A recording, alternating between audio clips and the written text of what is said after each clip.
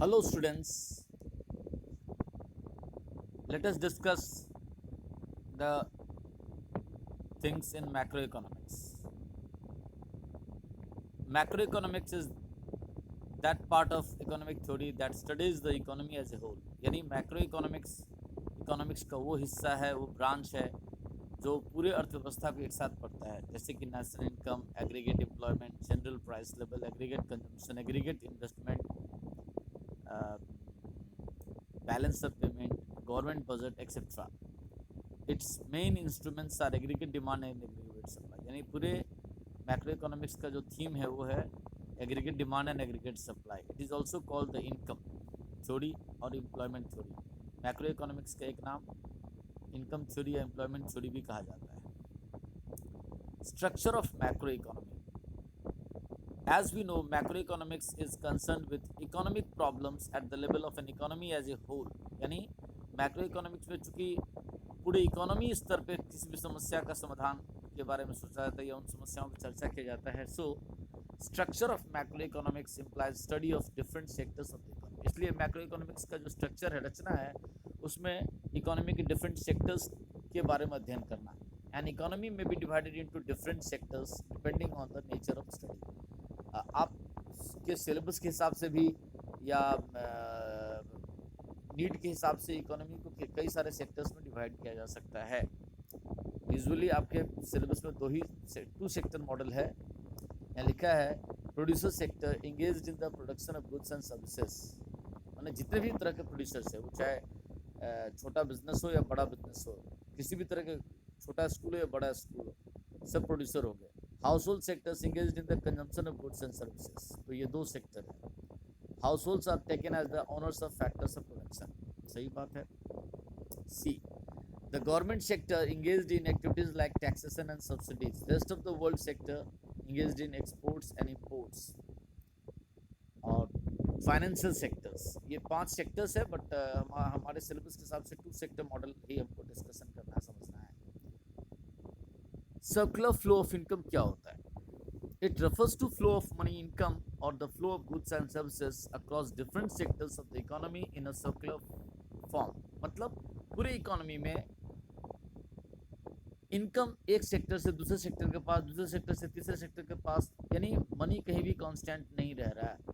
वो जैसे इसको मैं एग्जांपल में समझाऊं तो देखिए, हाउस होल्ड सेक्टर अपना एम्प्लॉय के रूप में प्रोड्यूसर्स के पास या गवर्नमेंट के पास नौकरी करते हैं या फॉरेन में जाके काम कर रहे हैं. तो वहाँ वो जो चाहे वो गवर्नमेंट को अपनी सेवाएं दे या प्राइवेट सेक्टर्स में काम करे या फॉरेन में काम करे, वहाँ से वो सैलरी वेजेस कमाते हैं. अगर हाउस होल्ड सेक्टर अपना प्रॉपर्टी दूसरे को यूज़ करने दे, अपना घर, ज़मीन, मकान, जंगल दूसरे को यूज़ करने दे, तो बदले में उससे रेंट, रॉयल्टी एक्सेट्रा यूज़ होगा, कमाएंगे तो रेंट कमाएंगे. अगर हाउस होल्ड सेक्टर अपना कैपिटल दूसरे को बिजनेस में काम में लाने के लिए दे दे, या जिस किसी मकसद से अपना कैपिटल दूसरे को दे दे, तो बदले में इंटरेस्ट कमाएगा.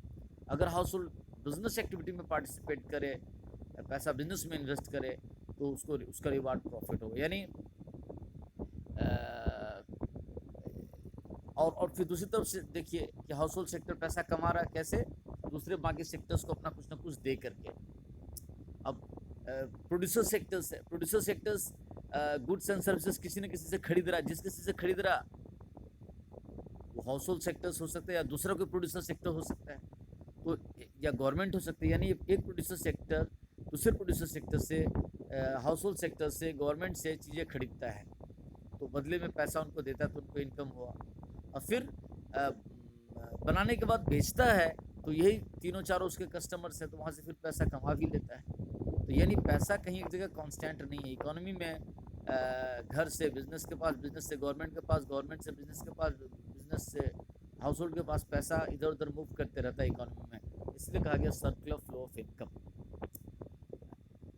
लेकिन सर्कुलर फ्लो ऑफ इनकम को यहाँ हम लोग 2 तरह से देखेंगे. एक circular real flow, real product और फिजिकल फ्लो, और दूसरा है बी मनी, मॉनेटरी या nominal flow. Real flow of income implies the flow of factors services from the household sector to the producing sector and corresponding flow of goods and services from the producing sector to the household sector. मतलब real flow में suppose कीजिए कि house hold sectors अपना factor services देता है किसको, producer sectors को, और फिर producer sectors goods and services बना करके हाउस होल्ड सेक्टर को बेचता है। तो ये हो गया दोनों तरफ गुड्स एंड सर्विसेज का मूवमेंट। हमारे सिलेबस के हिसाब से दो ही सेक्टर, इसलिए यहाँ दो सेक्टर का दिया हुआ है, producer sector, house hold sector. मतलब इसको ऐसे समझिए यहाँ इस पिक्चर से कि हाउस होल्ड सेक्टर अपना ज़मीन, अपना खुद का सर्विसेज, अपना कैपिटल, अपना एंटरप्रेन्योरशिप बिजनेस प्रोड्यूसर सेक्टर्स में जा करके लगाता है, तो बदले में वहाँ से गुड्स एंड सर्विसेज बन के आता है। तो इधर से थिंग्स एंड सर्विसेज दिए, वहाँ से भी थिंग्स एंड सर्विसेज आया। These two sectors are dependent on each other in the following ways. Producer sectors और हाउस होल्ड सेक्टर्स एक दूसरे पर डिपेंडेंट है। Producers supply goods and services to the households, मतलब सारे प्रोड्यूसर्स लोग goods and services बना करके हाउस होल्ड, घर संसार वाले लोग को बेचते हैं। फिर household as the owner of factors of production supplies factors of production, और ये लोग भी सेवाएं या गुड्स एंड इनके पास जो भी चीज़ है वो प्रोड्यूसर सेक्टर्स को बेचते, तभी उनका प्रोडक्शन संभव हो जाता है। This interdependence can be explained with the help of the diagram given here. वो डायग्राम आपका ऊपर में भी दिया हुआ था। मनी फ्लो क्या होता है? Money flow refers to the flow of factor income as rent, interest, profit and wages from the producer sectors to the household sectors। मतलब प्रोड्यूसर सेक्टर जब हमको आपको कोई काम नौकरी पे रखने के बदले में सैलरी देता है, हमारा कोई चीज़ यूज़ करने के बदले में हमको रेंट पे करता है, हमारा कैपिटल यूज़ करने के बदले में हमको इंटरेस्ट देता है, और अगर हम बिज़नेस के मालिक हैं तो हम प्रॉफिट के रूप में पैसा बिज़नेस से कमाते हैं, प्रोड्यूसर सेक्टर से कमाते हैं मनी के रूप में, और फिर वही मनी हम उस प्रोड्यूसर सेक्टर्स के द्वारा प्रोड्यूस किए गुड्स एंड सर्विसेज को परचेस करने में खर्चा कर देते हैं। तो वो सेल करते हैं अपने प्रोडक्ट का और हम लोग उनको पेमेंट कर देते हैं। तो ये मनी फ्लो एक प्रोड्यूसर सेक्टर्स और हाउस होल्ड सेक्टर्स के बीच में होता है। The household spend their income on the goods and services produced by the producers producing sector, accordingly money flows back to the producing sector as household expenditure. ये भी ऊपर के chart में दिखाया गया। देखिए क्या दिखा रहा है, house hold sector factor payment के रूप में इससे प्रोड्यूसर सेक्टर से कमा रहा रेंट, वेजेज, इंटरेस्ट, प्रॉफिट, और फिर वही पैसा खर्चा कर दे रहा है प्रोड्यूसर सेक्टर्स के द्वारा बनाए गए गुड्स एंड सर्विसेज परचेस करने में, कंजम्पशन करने में।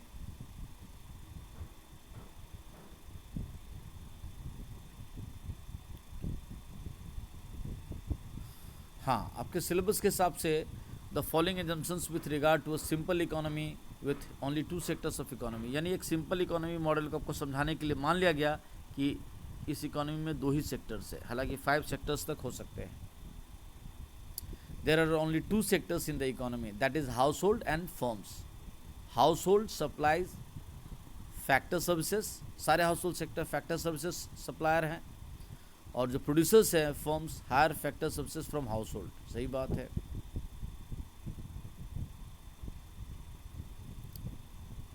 फिर है यहाँ household spend their entire income on consumption, वो जो पैसा हाउस होल्ड कमाया प्रोड्यूसर सेक्टर से वो सारा पैसा कंजम्पशन पे खर्चा कर रहा है। किस कहाँ से खरीद रहे हैं वो सब सारा फर्म्स के द्वारा बनाए गए सामान।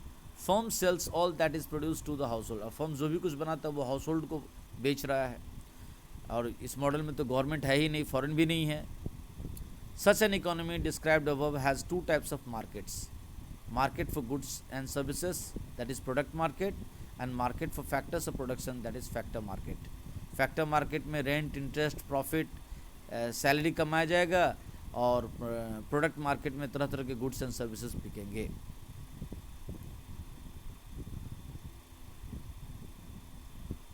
तो इस तरह के 2 सेक्टर इकोनॉमी में क्या होगा, total production of goods and services is equal to total consumption of goods and services by household, factor payments by firms is equal to factor incomes of household sector।